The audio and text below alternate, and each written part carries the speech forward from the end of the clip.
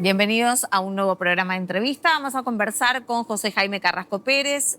Él es comandante de bomberos de Lima Norte. Es muy importante conocer de primera mano lo que es trabajar en un terremoto. Gracias por atendernos.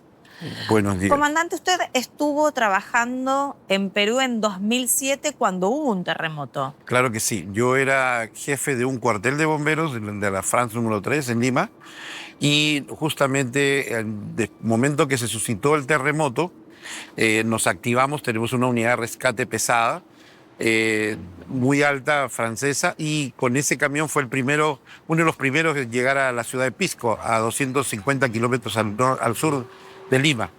Y bueno, fue una de las primeras unidades que llegó justo con el equipo USAR de la Fuerza de Tarea de Lima, que se apersonaron a poder hacer el rescate de las primeras víctimas que empezamos a sacar entre los escombros de esta ciudad, ¿no? Ahora, años más tarde, ¿no?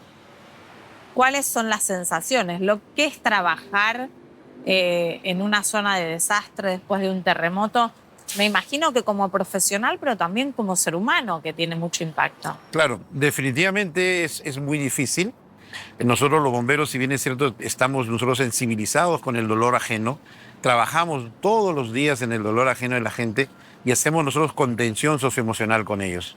Y eso nos hace un poco bastante humanos y solidarios con ellos. Y tenemos un equipo de psicólogos preparados, psicólogos emergencistas que trabajan justamente en el tema de contención emocional para los bomberos y también para las víctimas y también para los familiares. En el tema de un terremoto se dan muchos escenarios donde tenemos que trabajar con personas fallecidas, con personas heridas y con personas atrapadas en los escombros, que obviamente quieren salir. Entonces, para eso se necesita un equipo profesional que hacen el trabajo de búsqueda y rescate y hacen el trabajo de hacer un apuntalamiento profesional para poder llegar a estas estructuras y poder sacar a las personas con el menos compromiso de vida, ¿no? Entendamos que hoy el Cuerpo de Bomberos tiene 6 equipos de tarea acá en el Perú y hoy se ha movilizado uno a Venezuela con este terremoto. Y nosotros tenemos ahí ingenieros, arquitectos, médicos, 2 médicos han viajado y 3 psicólogos emergencistas. Para los que no conocemos, cuéntenos cómo se articula y por qué esta necesidad de que un cuerpo de bomberos tenga también como integrantes psicólogos, ingenieros y demás. Realmente es importante el que tengamos psicólogos dentro de equipo. ¿Por qué? Porque el psicólogo no solamente va a trabajar haciendo evaluaciones como lo conocemos, sino el psicólogo va a hacer el trabajo de contención socioemocional para el equipo.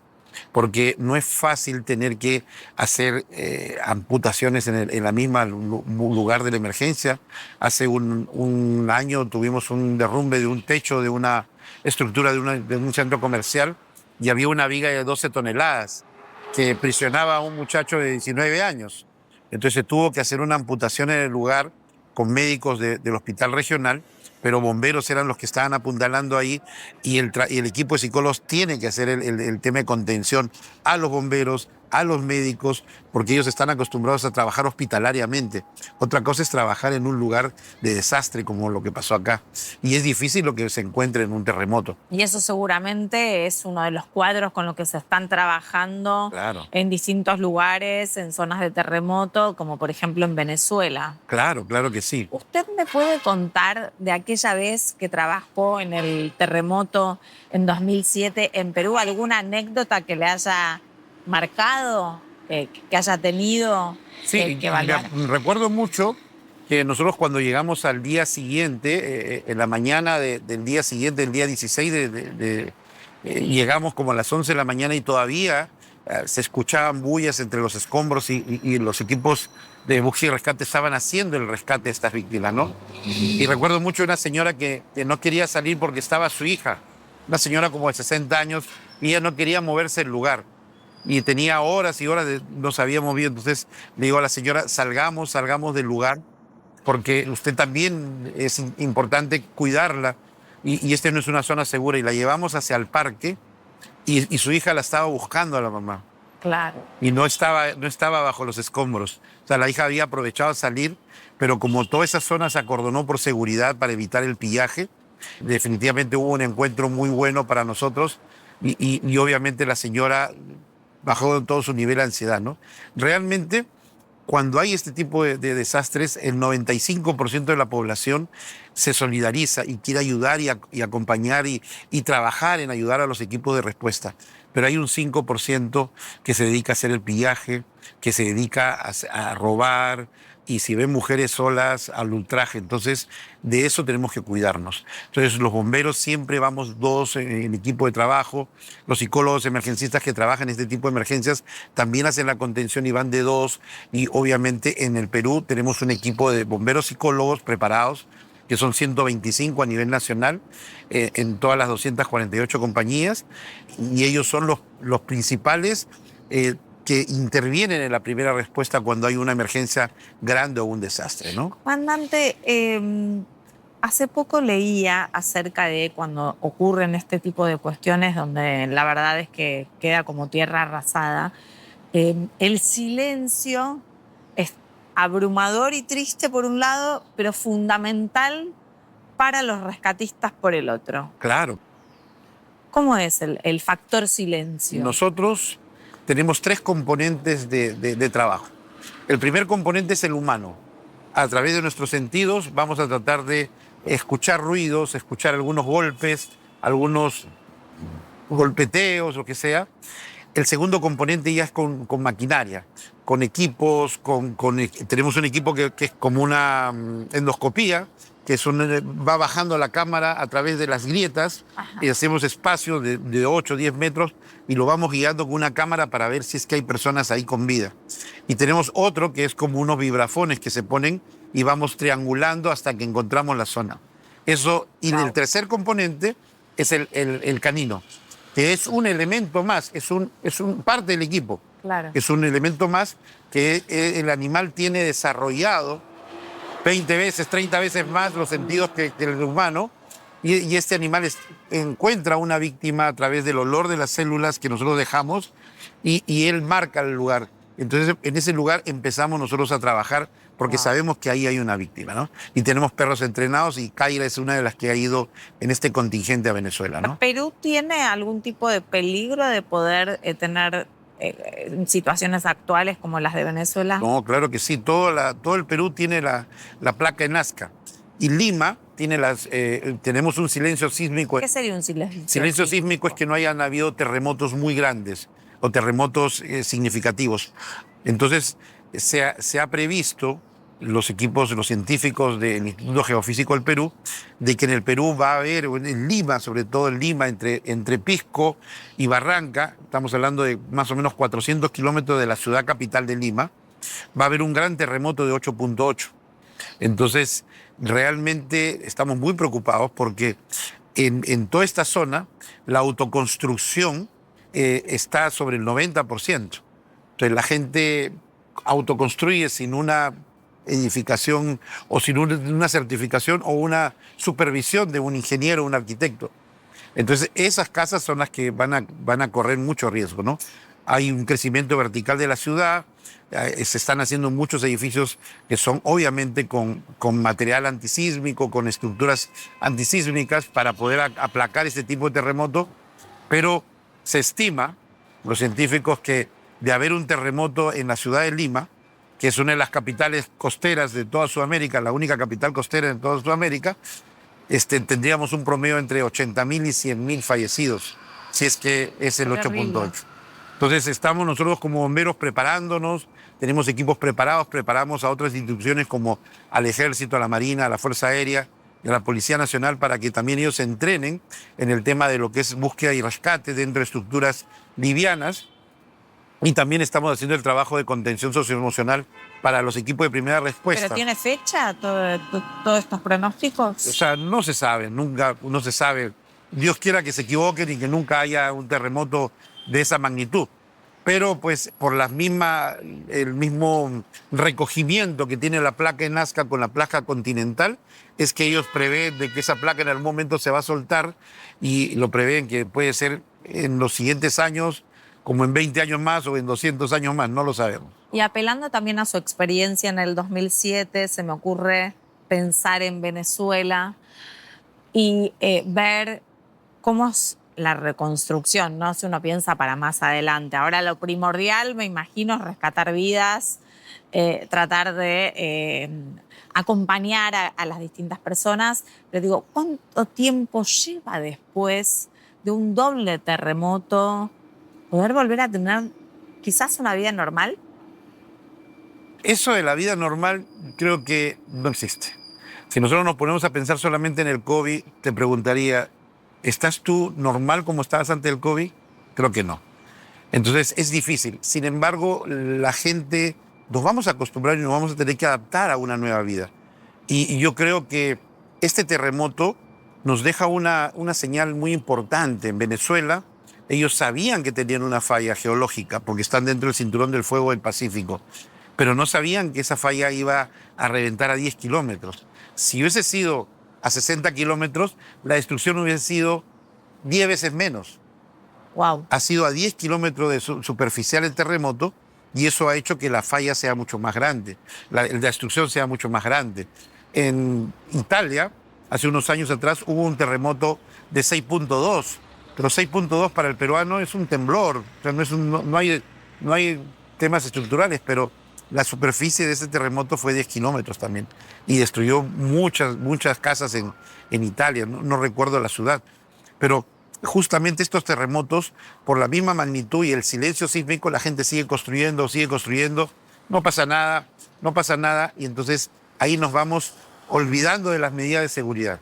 Lo que escucho de lo que quiere decir, que creo, es que en la voracidad de construcción y de facturación mediante los inmuebles se pierde noción también de un poco la geografía del lugar, los peligros del lugar o los peligros de la naturaleza. Claro que sí. Fíjate que nosotros tuvimos un fenómeno que se llama un aluvión del Yaku hace 3 años atrás, que son grandes lluvias por el calentamiento excesivo del mar. Eso hace que se evapore el agua, pero estas nubes, por la gran evaporación del agua, no alcanzan a llegar a la cordillera y se precipitan en la costa. Entonces se empiezan a activar quebradas. Y las 8 quebradas más significativas que dejaron muchos destrozos entre la ciudad de Huaraz, de Ancash, Chimbote, hasta Ica, 8 de las quebradas se llamaban Río Seco. Y la gente construyó en esas quebradas que se llama Río Seco. ¿Por qué crees que se llamaba Río Seco? Porque hace muchos años existió un río. Si se llamaba Río Seco, la gente, no pasa nada, construyen ahí sus casas y después cuando se activan estas quebradas, pues tenemos gente damnificada. Y hubieron mucha gente, muchas familias que fueron desplazadas por esto, ¿no? Yo creo que necesitamos que el Estado se tenga mayor participación y presencia en las autoconstrucciones, en las zonas donde se puedan edificar estos inmuebles para evitar estos desastres a futuro. Se dice que si tenemos un río, tenemos que estar a 100 metros de la costa del río, pongamos así, y hacer construcciones. Acá las tenemos a los 20 metros, 30 metros. Entonces, cuando estos ríos crecen, se desbordan y se llevan las casas. Entonces, seguimos nosotros, por lo que tú has dicho, la explosión demográfica hace que haya una autoconstrucción y sigamos buscando espacios donde construir, donde no hay medidas de seguridad, ¿no? El trabajo de los bomberos en una zona de desastre, ¿es a contrarreloj? Claro que sí. Hoy te comento que nos activamos el mismo día del terremoto. Inmediatamente tuvimos a todos los bomberos esperando la decisión política que demoró, la verdad que sí. Y para poder colaborar. Para poder colaborar y llevar en un avión del Estado.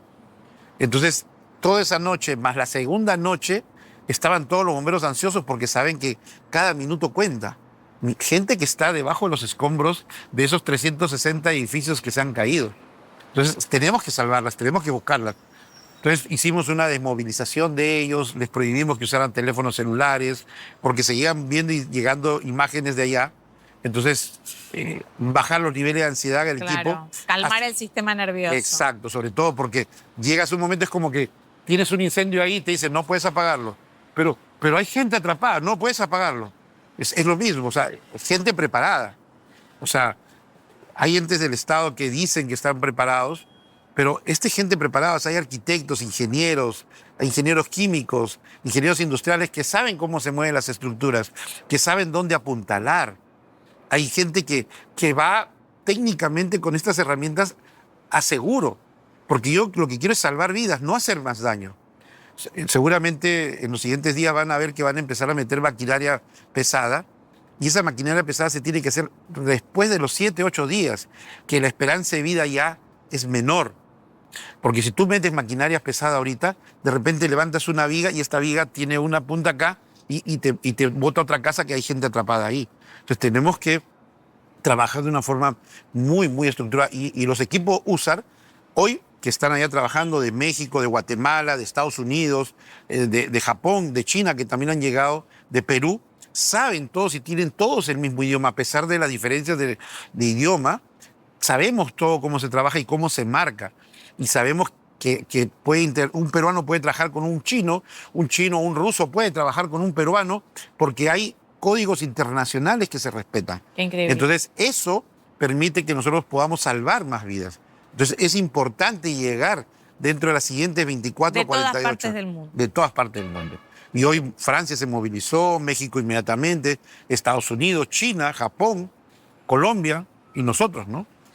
Me quedo impactada con esto de los días y el tiempo que urge ante estas situaciones de desastre, y me pregunto si está calculado cuánto puede durar una vida debajo de los escombros.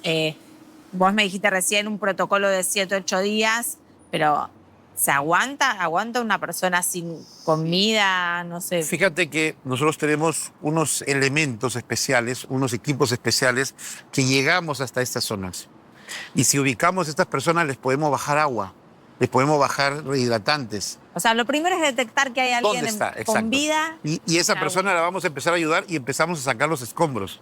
Como una gran masa y empezamos a sacarlo. Y me imagino que con mucha precisión, cuidado. Porque... Claro que sí. La intención es salvar esa vida, ¿no? La esperanza de vida de una persona son 7, 8 días. Hemos tenido en Turquía, por ejemplo, casos de 11 días, neonatos, niños, ¿no? Y personas adultas también, muy deshidratadas, pero que realmente han podido durar un poco más de tiempo, ¿no? Pero definitivamente ya muchos celulares, porque han estado mandando, mensajes a las personas atrapadas, muchos celulares se quedan sin batería. Claro. Entonces, ahí les decimos por altavoz, señores, solamente manden mensajes para ver su ubicación, no usen llamadas telefónicas para que la batería pueda durar mucho más tiempo. Claro. Entonces, empezamos a dar ciertas pautas para poder ubicarlos, ¿no? Pero para eso se necesita gente preparada. Yo sé que la población, que es la primera respuesta, quiere ayudar, pero en el afán de ayudar sin conocimiento puede perjudicar más. Claro, es necesario que esté en el lugar un cuerpo, no importa de qué parte del mundo, no importa. Muy preparado para eso. Casi científicamente para esas circunstancias. Y fíjate, coordinados, me imagino. Claro, fíjate, ¿no? Que nosotros, cuando hacemos ese curso, que es internacional, un curso USAR, es muy complejo, donde no solamente vemos que por acá vamos a entrar, no hay apuntalamientos, estructuras, cómo se comportan las estructuras, cómo se comportan los diferentes tipos de construcciones. Hay construcciones de madera, hay construcciones de concreto, construcciones de ladrillos, de acero, cómo se comportan estas y cómo reaccionan en una situación de un terremoto. Entonces, hay toda una técnica de señalamiento, de apuntalamiento, de aproximación. Pues no es una cosa fácil. La gente piensa que con un pico y una pala puedes hacer algo. No. Eso, al contrario, puede dañar más a las personas que están ahí. Y trabajar en esas situaciones de emergencia es muy difícil. Nos ha tocado, por ejemplo, en derrumbes que hemos tenido en casonas antiguas en la ciudad de Lima, que son casas que datan del año 1890, 1800, que han autoconstruido encima material noble y abajo es quinche y adobe, y se han caído. Personas atrapadas, y hemos tenido que entrar y había una señora de repente encima ya fallecida y la hija de 18 años debajo. Entonces, aproximarnos a esta zona para poder sacar a la persona era súper difícil, ¿no? Entonces, trabajar bajo esas condiciones es... Que es mucha presión también. Mucha presión, y sobre todo el tiempo. El tiempo es primordial, pero una vez que nosotros ubicamos a las víctimas en la estructura, marcamos la estructura, empezamos a llevarle ciertos alimentos, agua, sobre todo bebidas rehidratantes, a través de estas sondas que tenemos, y tratamos de preservar la vida de esta persona hasta que podamos sacarla. porque el fin de un equipo USAR es sacar a una persona con vida. Ese es el fin del equipo USAR. Y se han tenido que hacer muchas veces in situ amputaciones presenciales con médicos. Por eso llevamos médicos para poder hacer ese trabajo, porque a veces hay columnas muy grandes o estructuras muy grandes que no permiten sacar a las personas. Pero la persona está con vida y hay una parte de sí que no va a poder salir con ella. Y esa es una decisión que hay que tomar. Y ahí está el psicólogo para hablar con la víctima y tratar de calmarla y que entienda y lo que esa persona en ese momento quiere salir. Pero esa voz de esperanza, esa voz de apoyo, esa voz de vida es la que necesita esta persona para poder tomar una decisión y también apoyar al equipo, ¿no? Estoy pensando en el humano, ¿no? Que viaja específico, profesional, preparado, como ustedes lo decían, en un cuerpo coordinado e interdisciplinario, por lo que me comentás. Pero, ¿qué sucede también? Cada uno lleva sus propios insumos, espera insumos en el lugar. ¿Cómo es también lo otro que me imagino que lleva presupuesto? Todos los equipos USAR tienen la capacidad de poder autosoportarse en una emergencia los siguientes 7 días. Tienen que llevar alimentación, tienen que llevar hidratación, obviamente ropa para cambiarse, medicamentos para todo el equipo y obviamente este equipo es totalmente autosostenido por uno mismo. No podemos llegar a ser una carga más al país. O sea, llegamos a un desastre y decir, oye, Venezuela, dame agua, dame comida. No se puede. Tenemos que ser, exacto, con todo eso. Y las personas llevamos nuestro propio equipo, nuestras linternas, nuestros guantes, nuestros cascos, y eso es lo que nos va a proteger dentro del lugar. Cada uno lleva ello y obviamente como equipo llevamos una serie de maquinarias que en esta institución, que el Cuerpo de Bomberos, compra para que este equipo pueda hacer ese trabajo, ¿no? Gracias. Y gracias a ustedes también por estar siempre del otro lado.